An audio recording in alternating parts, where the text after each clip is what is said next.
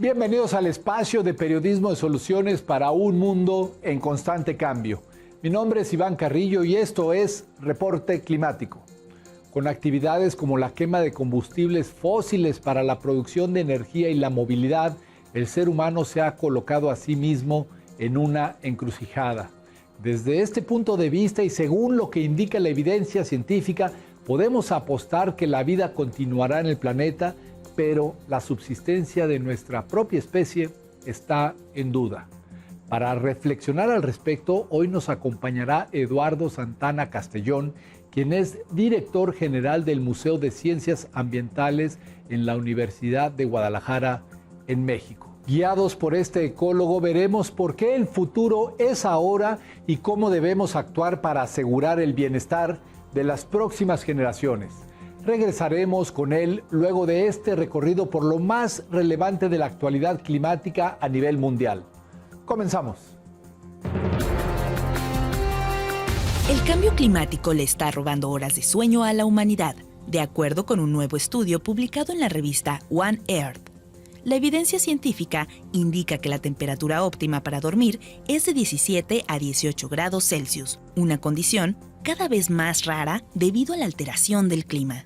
Y es que con el calor creciente, las personas tardan más tiempo en conciliar el sueño y se despiertan más pronto. La reciente investigación lo confirmó al registrar el sueño de casi 50,000 individuos de 68 países, descubriendo que dicho impacto es mayor en las mujeres, las personas mayores y los habitantes de países de bajos ingresos. Además, concluyó que para finales de siglo, los seres humanos dormiremos 50 horas menos al año por culpa de las noches calurosas.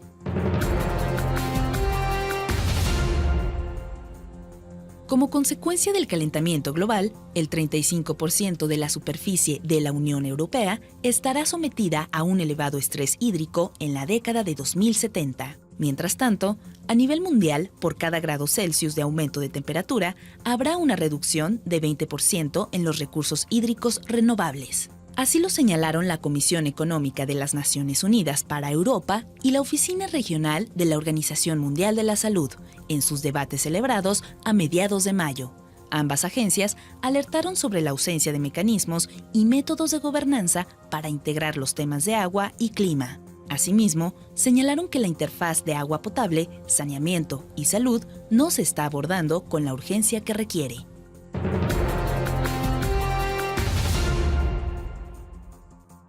En todo el planeta, personas de a pie están desarrollando proyectos para combatir la crisis climática.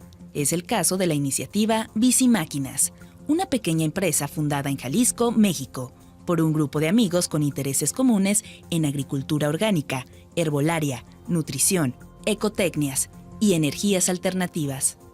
Bicimáquinas diseña y vende aparatos cero emisiones, los cuales funcionan con pedales de bicicleta. En su catálogo tienen desgranadores de maíz, lavadoras de ropa, licuadoras e incluso generadores de electricidad. A la fecha, cuentan con 14 inventos, de los cuales 5 ya se están comercializando en México y algunos hasta en el extranjero.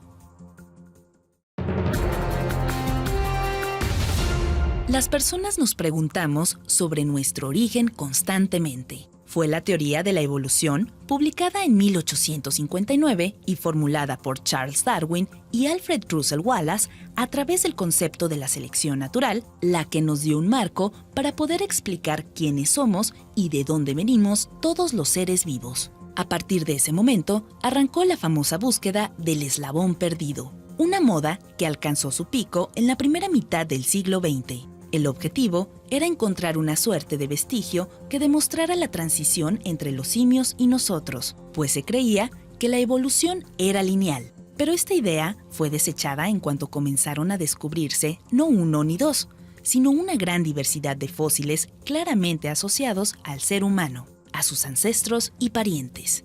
Ya nadie habla de eslabones, sino de especies y de cronoespecies, que configuran un arbusto en el que pueden convivir distintas formas evolutivas del mismo o diferente género. Hoy sabemos que los Homo sapiens llevamos unos 300,000 años sobre la faz de la Tierra y que somos una de las tantas especies de humanos que han existido, aunque la única que sobrevive actualmente. reconocemos también que durante la mayor parte de nuestra historia fuimos cazadores-recolectores y que apenas hace 10.000 años empezamos a cambiar nuestro modo de vida gracias a la agricultura. Esto no ocurrió en un solo lugar. La agricultura se desarrolló de manera independiente en varios puntos del planeta, en Mesopotamia y Egipto, donde se cultivó trigo y cebada, en Mesoamérica con el maíz y en el este de Asia con el arroz. Se trata de todo un periodo que dio origen al comercio, ya que lo que sobraba de las cosechas se intercambiaba por otros productos.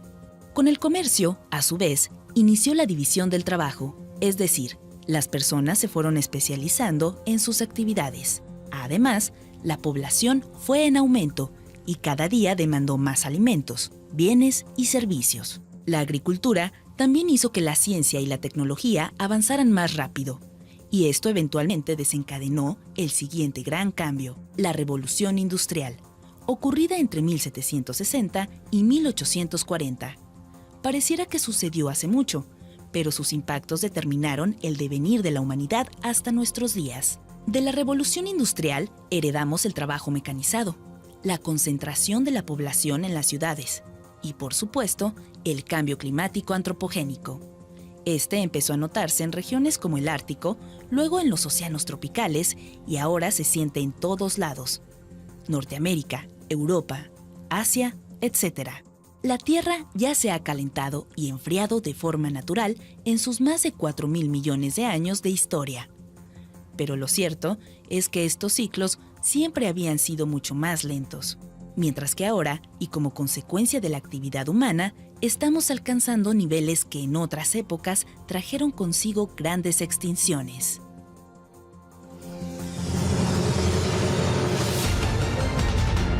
Actualmente la humanidad está compuesta por 7.700 millones de personas y se prevé que seguirá creciendo hasta alcanzar un pico de 11.000 millones en el año 2100. Pero, ¿en qué contexto vivirán esos individuos? Eduardo Santana nos responde.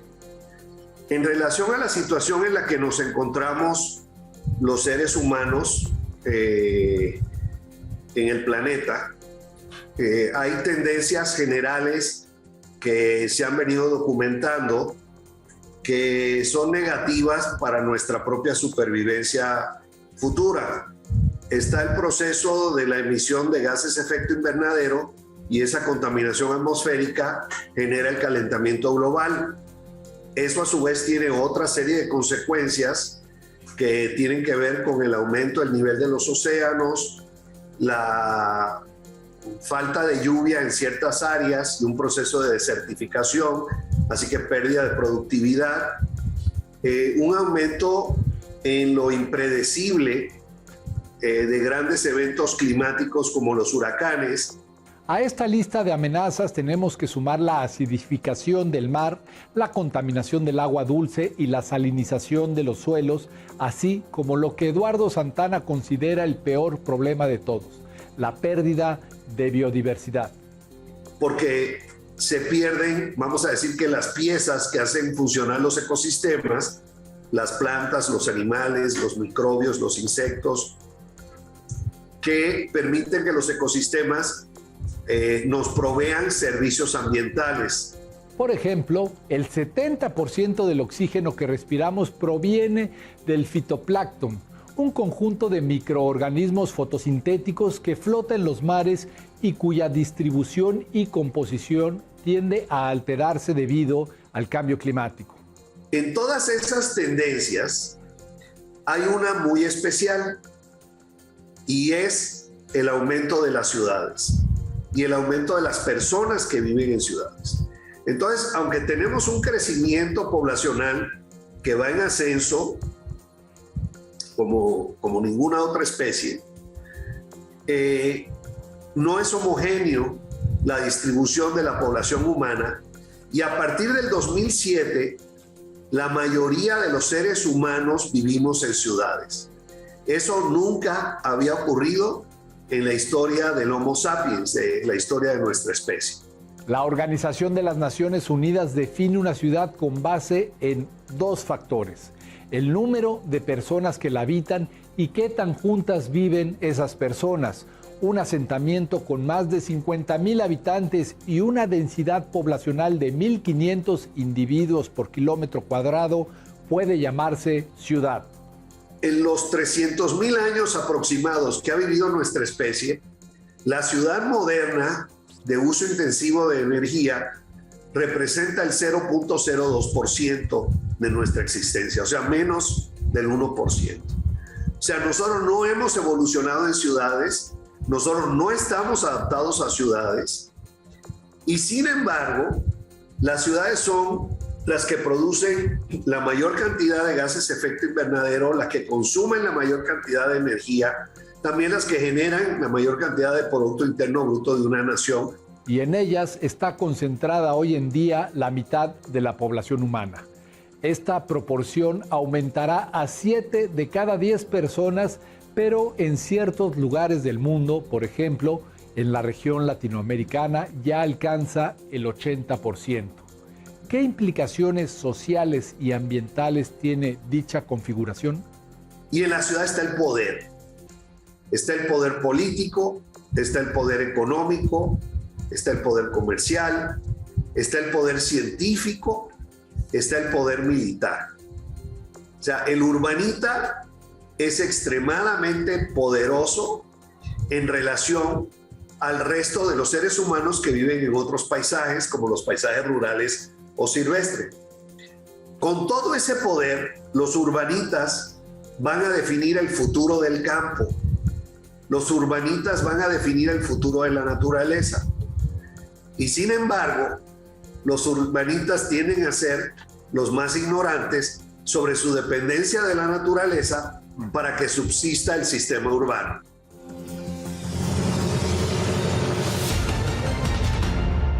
Una ciudad sostenible es aquella que ofrece calidad de vida a sus habitantes sin poner en riesgo los recursos y que vela también por el bienestar de las generaciones futuras para el desarrollo humano armonioso y respetuoso con la naturaleza que habita e integra.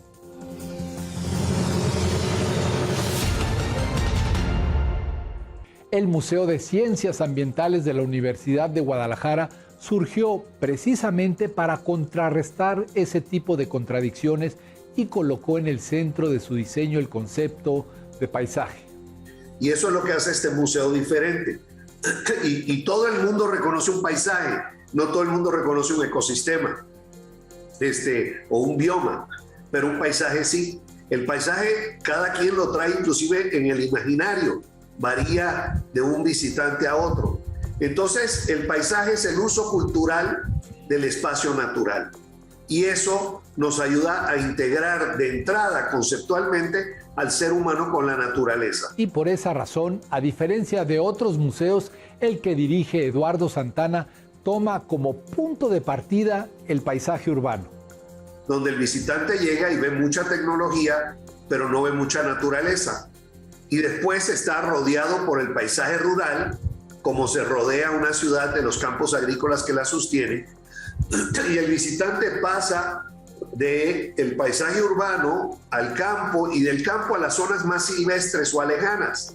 O sea, pasa a la montaña con sus bosques, a la costa con el océano, al altiplano árido con su desierto o a los ríos y lagos con sus culturas y fauna y flora lacustre. Para después pasar finalmente al paisaje de la esperanza. Mostrando ejemplos de gente ordinaria haciendo cosas extraordinarias para mejorar sus condiciones de vida y su espacio de vida. Migrar hacia sistemas urbanos sostenibles es una de las medidas más urgentes que debemos emprender ante la crisis ambiental. No obstante, primero es necesario que la población aprecie y que nos comprometamos con este objetivo. Para ello, Eduardo Santana nos propone lo siguiente. Nos hemos dado cuenta que la información es necesaria pero no suficiente para lograr cambios. Se requiere hacer un análisis de forma integral en el cual, para llegar a las personas y hacer los análisis adecuados, podamos usar la poesía, usar los documentales, las películas, la música, las artes escénicas, las artes plásticas, usar el arte como una manera de vincularse con la ciencia y con el conocimiento. Y seguimos lo que Jorge Wagensberg llamó las 3 formas en que el ser humano genera conocimiento: el científico, el artístico y el espiritual o el revelado. Y ese es el enfoque que mueve al Museo de Ciencias Ambientales de la Universidad de Guadalajara. Por eso el lema de nuestro museo es de lo vivo y el futuro. Porque antes los museos era para comprender de dónde venimos, cómo eran las cosas, qué nos trajo a donde estamos. Y era, pues, interpretar el mundo. Ahora los museos, aparte de hacer eso, que lo siguen haciendo, tienen diálogos sobre hacia dónde vamos, cómo construir consensos hacia las diferentes rutas que tiene la sociedad o la humanidad en su conjunto para nuestro desarrollo social, científico, espiritual en el planeta que estamos destruyendo. Se trata de mostrar lo complejo que muchas veces pasa inadvertido, se siente lejano en el tiempo o aparentemente ajeno a nuestro entorno inmediato. El nacimiento del comercio global, mucho más cercano de lo que imaginamos, es un ejemplo de ello. Ya que de aquí surge la ruta desde donde Urdaneta y López de Legazpi, al llegar a Manila, empieza el comercio con los chinos y empieza la globalización económica mundial, de aquí de Barra de Navidad. Entonces, que encontraron la torna vuelta por la parte norte del Océano Pacífico gracias a la Fuerza Coriolis, y ya después se mudó a Acapulco como el puerto principal, y la mayoría de la plata y el oro del mundo se movió a través de México durante más de 300 años. Entonces, nunca podemos ignorar el comercio y la economía en un análisis de las realidades socioecológicas del planeta y de los problemas ambientales. Pero esta clase de relaciones pueden ser técnicamente invisibles y entonces hay que echar mano de instrumentos y recursos que nos permitan develarlas. Nosotros tenemos laboratorios de física, química, biología, talleres de mecatrónica, un auditorio que es también teatro, salones de clase, para poder tener equipo de alta calidad, que no todas las preparatorias lo tienen, pero que aquí puedan, con orientadores y con sus maestras y maestros, hacer prácticas a ese nivel de análisis pues molecular, a nivel anatómico, y no hay paredes en el museo, porque en la naturaleza no hay paredes. El visitante se mueve y sabe dónde está de acuerdo al paisaje sonoro, a los colores, a las formas, a las texturas. Y ya después en la azotea, más arriba, hay un mirador que es parte de la infraestructura. Desde 33 metros de altura se ve la mayor exhibición del museo, pues que es toda la ciudad de Guadalajara. Que por su tamaño, actividad económica y número de habitantes suele posicionarse como la segunda ciudad más importante de México.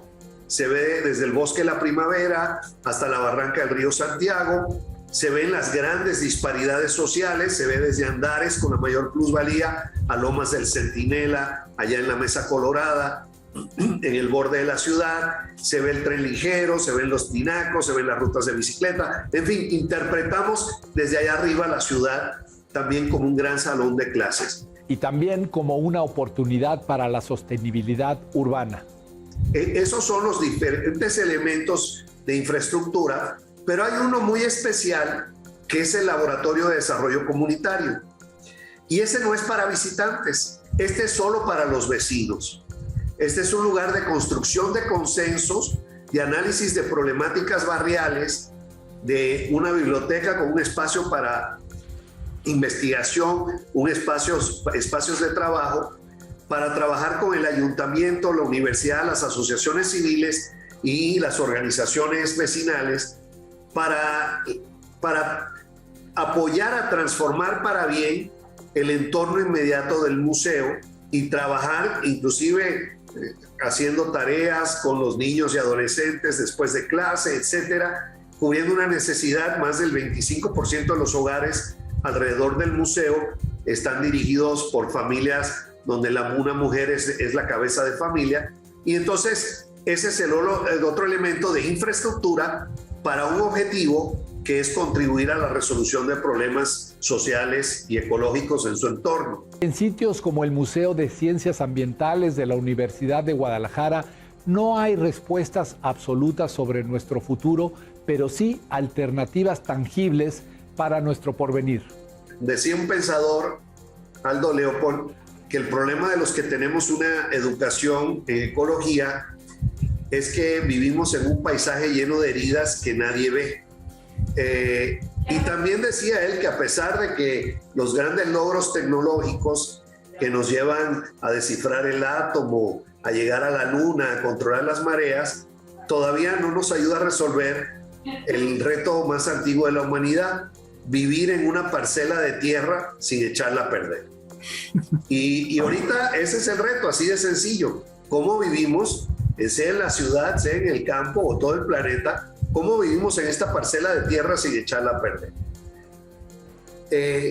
Y muchas personas, y Jane Goodall, la científica que estudió los chimpancés y que revolucionó el conocimiento de los animales, tiene un libro sobre la esperanza, la importancia de la esperanza para la acción social en los seres humanos. Y otra científica, Margaret Mead, decía, no duden de la fuerza y la importancia de un pequeño grupo de personas para transformar el mundo. Encontrar la solución puede tomarnos mucho tiempo aún, pero no hay que dejar de buscarla con esperanza. Nunca es tarde.